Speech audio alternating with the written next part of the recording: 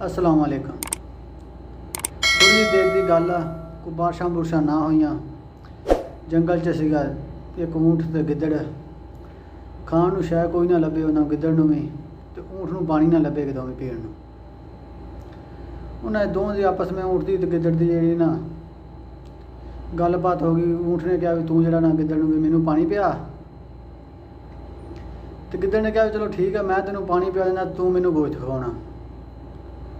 गोश्त का तो ऊँट को चारा कोई नहीं, उस आख्या चलो मेरी कंड तो खा ली गोश्त। गिद्दड़ नाल गल हो गई जी, गिद्दड़ ने कहा ठीक है जी। गिद्दड़ भज्या ना सा इधर उधर वेख्या किते पानी ना लभे, फिरदा फुरदे आन के लभ गया एक अद्धा छप्पड़, वेख्या बड़ा खुश आया, आन के ऊँट नूं दस्सिया भी आ जा भी पानी लभ गया। ऊँट नूं लै गया, जाके दिखाया छप्पड़ भी आ पानी आ। ऊँट ने वेख्या पीता तसल्ली नाल पानी, तसल्ली नाल पीती जांदा पानी, तो उन्हें चलो ना गिद्दड़ कोल बैठा। ऊँट हुण अपना तसल्ली नाल पानी पींदा ध्याया सी कईयां दिनां दा। उन्हें देर नूं नाल ही खुड सी, उत्थों बघियाड़ निकलिया एक। बघियाड़ ने पुछया गिद्दड़ नूं भी ऊँट पानी पीण दिया, तूं बड़े सकून नाल कोल बैठा वा, की गल आ? उन्हें आख्या भी साडी जिहड़ी इदां दा गल तैऽ होई आ भी मैं ऊँट नूं पानी पिआउणा सीगा लभ के, ते इस जिहड़ा ना मैनूं अपनी कंड तो गोश्त खवाउणा वा। बघियाड़ आख्या इहदा तां लग गया सुधर, तो हुण गल सूत नहीं।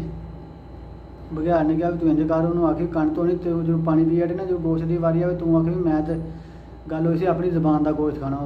गिद्दड़ ने आख्या नहीं नहीं मेरी कंड की गल हुई है। उन्हें आख्या भी तू रौला पा ली, तो जो ना मनूगा तो मैं आखूँगा भी मैं गवाह हाँ, मैं जी सुनी नहीं गल, मैं आखूँगा ठीक है जी इंज ही गल हुई तुहाडी।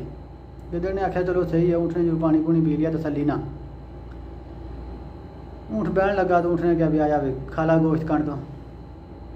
गिद्दड़ ने रौला पा लिया, उन्हें आख्या नहीं नहीं मेरी कंड तो गल ही नहीं, गल ही जबान की हुई है। ऊँट आख्या भी जबान की गल कोई नहीं हुई, जी गल हुई है कंड तो हुई है, तू कंड तो खा ला मैं बह जाना। गिद्दड़ आख्या नहीं नहीं जी।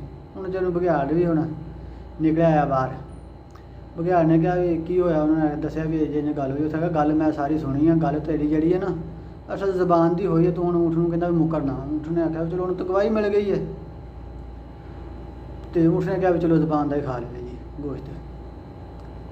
गिद्दड़ आख्या भी एक कोई जिहड़ा ना काम गलत ना हो जाए। गिद्दड़ ने आख्या भी मैनूं तो भुख नहीं, बघियाड़ नूं आख्या भी तू ही खा ला। बघियाड़ बड़ा खुश भी चलो दाल लग गया जी। हुण ऊँट ने मूँह वड्डिया जो, तो बघियाड़ उन्होंने जो दंदी भरी ना जीभ नूं, ऊँट नूं दर्द तो खैर होनी सी जो दंदी भरी हुण, तो जो ऊँट नूं दर्द हुई तो ऊँट ने जिहड़ा ना मूँह घुट लिया बघियाड़ नूं विच। जो दर्द हुई उस ऊँट ने दो बारी ऐ मूँह मार, दो बारी आउण मार मूँह, तो बघियाड़ उन्होंने जिहड़ा अगला खाधा पीता भी सी ना वो भी निकल गया। तो जिस टाइम छड्डिया तो बघियाड़ नहीं वो पै जाके साइड ते। जो बघियाड़ ने वेख्या तो गिद्दड़ एक जी पहाड़ी जिहते चढ़ के तो नचण दिया। उन्हें आख्या तेनों भी होया? उस आख्या जिहड़े झूठां दे गवाह जिहड़े हुंदे वो इन्हां ने इदां ही हुंदी है। ये तुसीं भी वेख्या होना तुहाडे भी आसे पासे कई जिहड़े ना झूठां दे जिहड़े कोई गल किसी दी भी होवे, कोई भी गल होवे, एवें गवाह बन जाणगे भी नहीं नहीं मैनूं पता मैं इंज कर लैंदा वां भी मैं गवाही दे दूँगा, चलो ठीक है जी मैं दे दूँगा। इन्हां दा जिहड़ा अंजाम बुरा ही हुंदा वा, किसी दी झूठी गवाही कोई ना दिया करो, ठीक है ना। ये बाद च गिद्दड़ बघियाड़ वाला ही कम होना वा। कई बंदे वेखे ने तुसीं पिंडां च अपने आसे पासे जिहड़ा जिथे रहिंदे ने, तुसीं वेखे होने इंज दे कई बंदे बहुत हुंदे ने जिहड़ी एवें किसी दी गल होनी कहना नहीं नहीं इंज ही है मैं गवाही दिंदा, चलो ठीक है। चंगा जी, वीडियो साडी चंगी लगे तो लाइक और सबसक्राइब जरूर करना।